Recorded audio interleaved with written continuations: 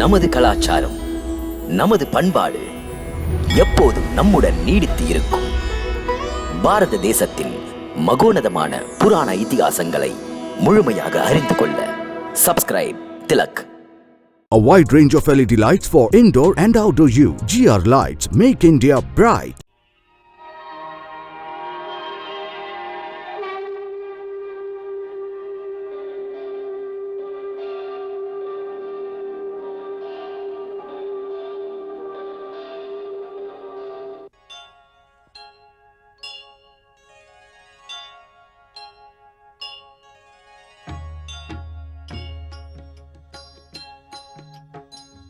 சீதாராமன் புனித கதை கேளீரே, மதுரம் மிகுந்த அனுபவம் பெற வாரீரே.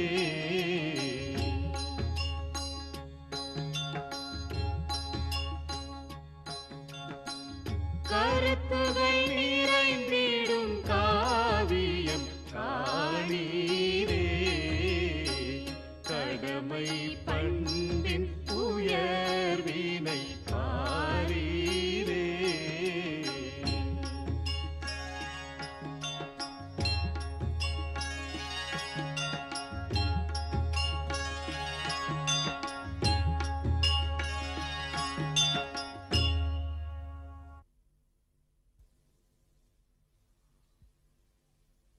மகாராஜா, நாங்கள் சொல்ல போகும் ராமாயணம் என்னும் மகா காவியத்தை எங்களது குருதேவர் பகவான் வால்மீகி, பூஜைக்குரிய தேவரிஷி நாரதர் மற்றும் பரமபிதா பிரம்மாவின் ஆணைப்படி உங்களது முழு வாழ்க்கை சரித்திரத்தை ஆதாரமாக கொண்டு எழுதியுள்ளார். அவரே இதற்கு இசை வடிவமும் அமைத்துள்ளார். இப்போது உங்களது மற்றும் அனைத்து பெரியோர்களது அனுமதி கிடைத்தால் நாங்கள் கதை சொல்ல துவங்குவோம். குருதேவர் ஆணைப்படி. நிச்சயமாக எமது ஆசீர்வாதம் உண்டு. மகரிஷி வால்மீகி இயற்றிய இந்த கதையினை கேட்பவர் மற்றும் சொல்பவர் அனைவரும் வளமாக வாழ்வர்.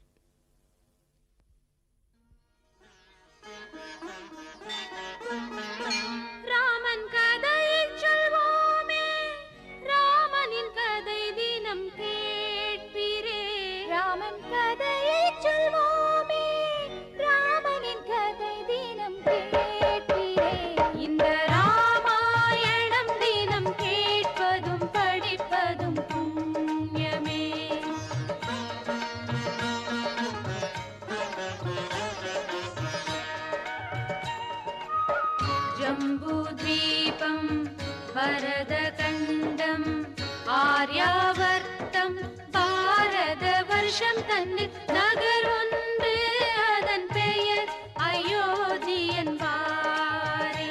இந்த புண்ணிய பூமிதான் பிறந்த பூமி ஸ்ரீராமனுக்கு. ராமன் கதையை சொல்வோமே, ராமனின் கதை தினம் கேட்பிரே. இந்த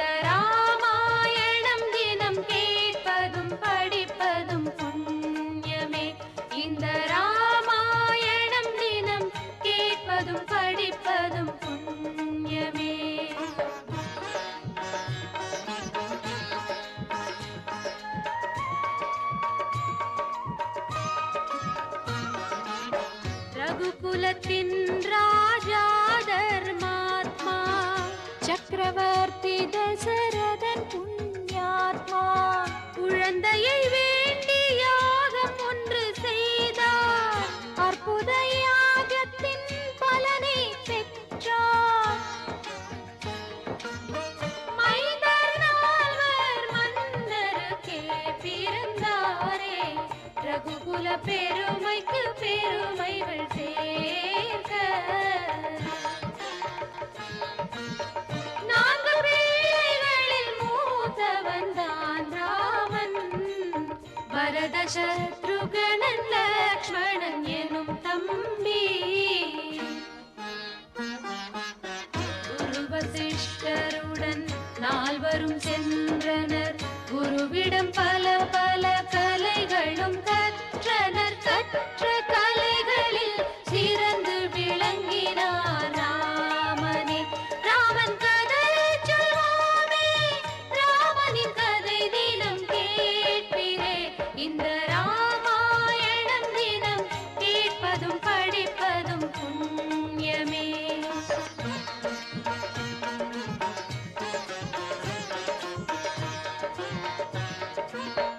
படிப்பிலும் உயர்ந்தார் ராமனே, பண்பிலும் உயர்ந்தார் ராமனே. எடுப்பார் கை பிள்ளை ஆகாத இனியவர் நல்லவர் ராமனே. விஸ்வாமித்ரரின் வேள்வியை காக்க ராமன் சென்றார் கானகம் நோக்கி. அரக்கியை கொன்றது ராமனின் பாணம், கல்லை பெண்ணாக்கியது ராமனின் பாதம். மாமுனி விஸ்வாமித்ரருடன்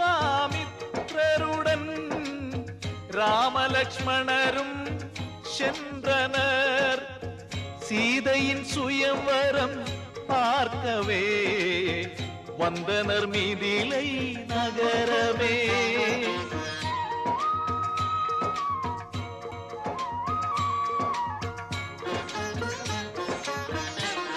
ஜனகர் மகள் குளிர் நிலவை போலே, ஜனகர் மகள் குளிர் நிலவை போலே.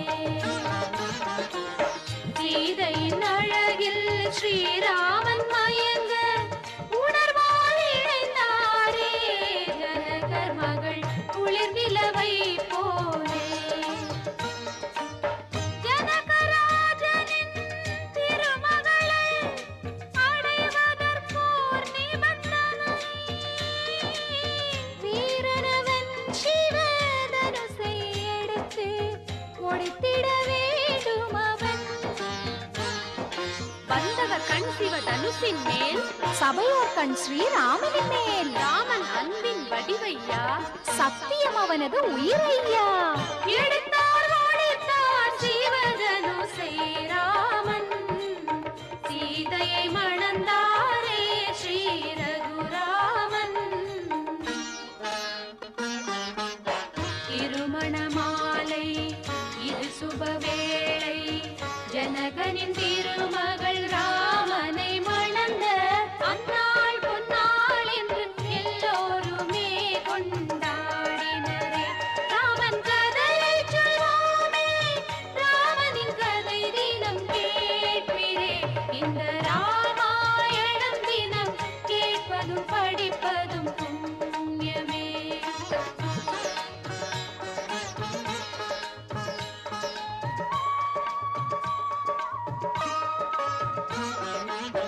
அனைவரும் லவ குச்சர் பாடிய பாட்டில் தங்களை மறந்து வியந்தனர் கேட்டு. சிறுவரின் கானத்தில் சிந்தையை இழந்து சீதையின் துயரத்தின் ஆழத்தை உணர்ந்தார். வனவாசம், சீதையின் சோகம், அனுமனை கண்டது, லங்கையை எரித்தது, ராவணன் மடிந்தது, அயோத்திக்கு திரும்பி வருவது. பரதனை காண ராமன் வந்தாரே, மணிமுடி சூடி மன்னவன் ஆனாரே. ராமராஜ்யம் கண்டு மக்களும் ஆடினரே, தசரதன் ஆசையும் நிறைவேறியதே.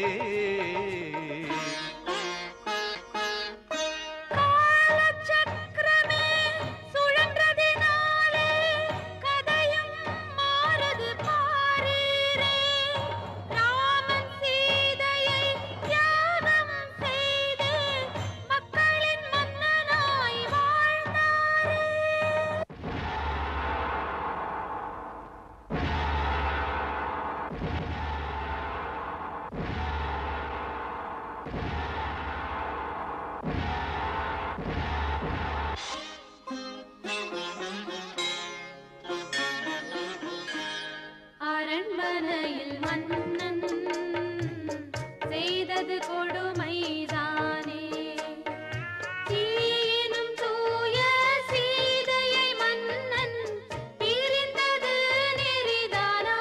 அரண்மனையில் மன்னன் செய்தது சரிதானா. அன்று நடந்தது மிக கொடியது, இவை கண்ணை அழித்தல் போன்றது.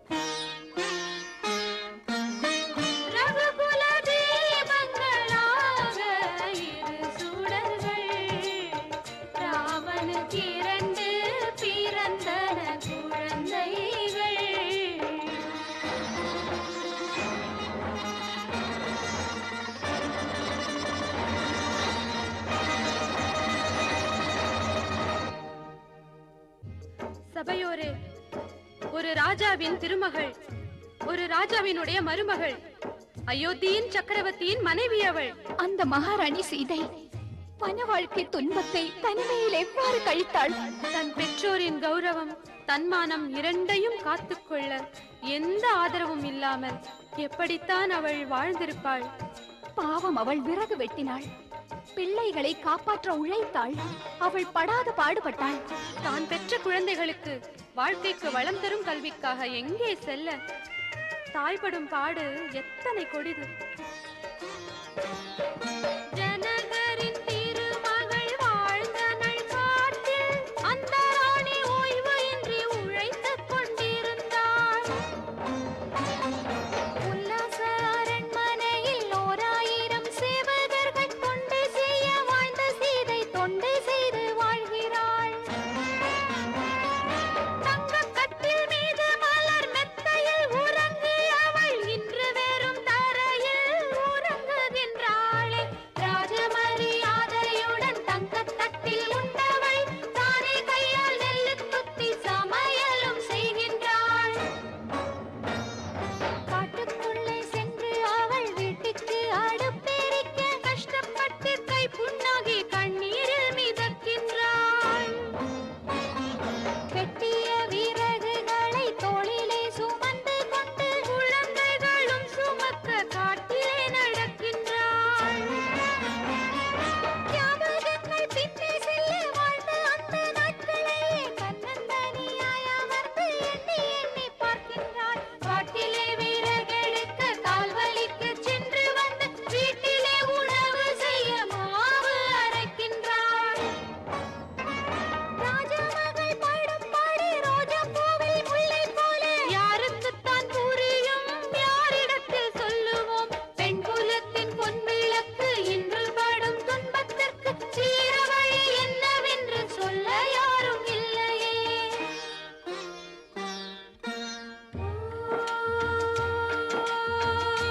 வலையின் வாழ்வில் அமைதி இல்லையே.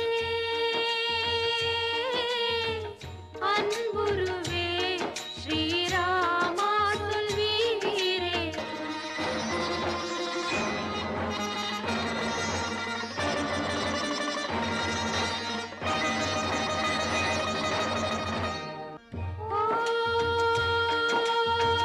சீதா மாதா கண்களின் கண்ணே, லவகுசன் என்பது எங்களின் பேரே.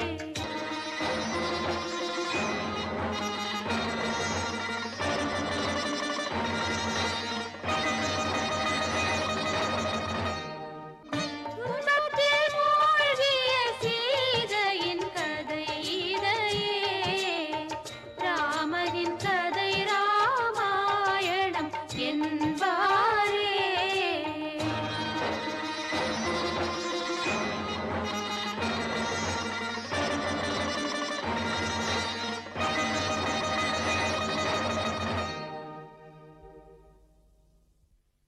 நாங்கள் இருவரும் எங்கள் தந்தையின் காலடிகளை வணங்குகின்றோம்.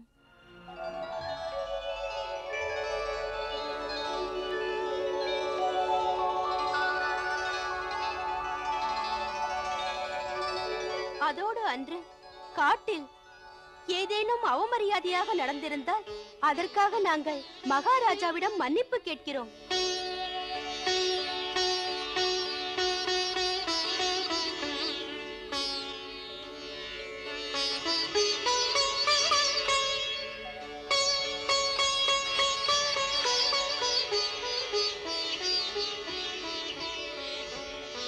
நீங்கள் இருவரும் என்னுடைய பிள்ளைகள் என்றா சொல்கிறீர்கள்? மகாராஜா,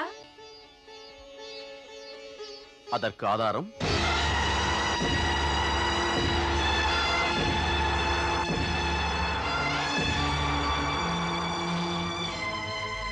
நாங்கள் இருவரும் இதுவரை பொய்யேதும் சொன்னதில்லை. தவிர எங்கள் குருதேவரும் பொய்யை எழுத மாட்டார். அதனால் நாங்கள் கூறிய கதை உண்மையே. இப்பொழுது நாங்கள் உங்களுக்கு கூறிய கதையை நீங்கள் ஏற்க வேண்டும்.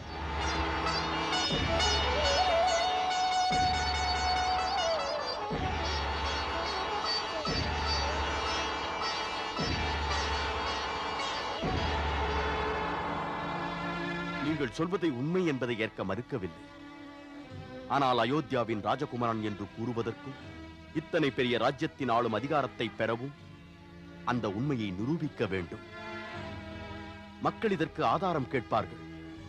அந்த ஆதாரத்தை உங்கள் தாய்தான் தர முடியும்.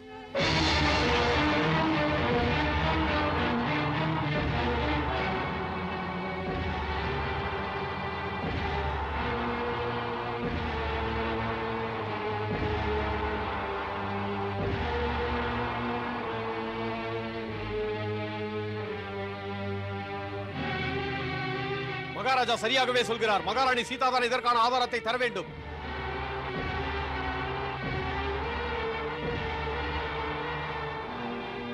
இப்போது ஆதாரத்திற்கு என்ன அவசியம்? மகரிஷி வால்மீகியை போன்ற முக்கால ஞானி எழுதியுள்ளதே ஆதாரமாகும்.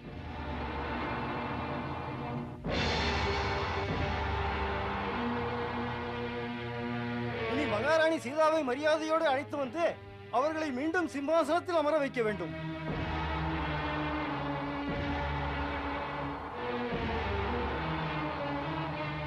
நாம் தாய் சீதையின் கால்களில் விழுந்து நமது தவறுக்கு மன்னிப்பு கேட்க வேண்டும். அவரிடம் ஆதாரம் கேட்பது அநியாயமாகும். அக்னி பரீட்சையோட பெரிய ஆதாரம் என்ன இருக்க முடியும்? அவர் அதையே செய்து விட்டார். அதை அயோத்திவாசிகள் பார்க்கவில்லையே. தேவி சீதா தானே நேரில் வந்து தனது தூய்மையை நிரூபிக்க வேண்டும்.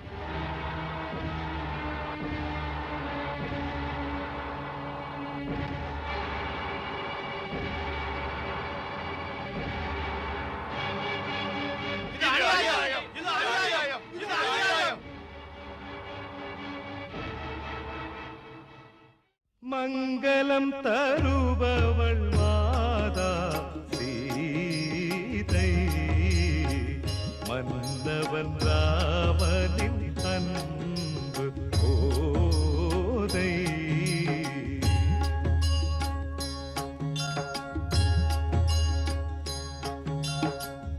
சீதாராமன் புனித கதை கேளீரே, மதுரம் மிகுந்த அனுபவம் பெற மாறீரே.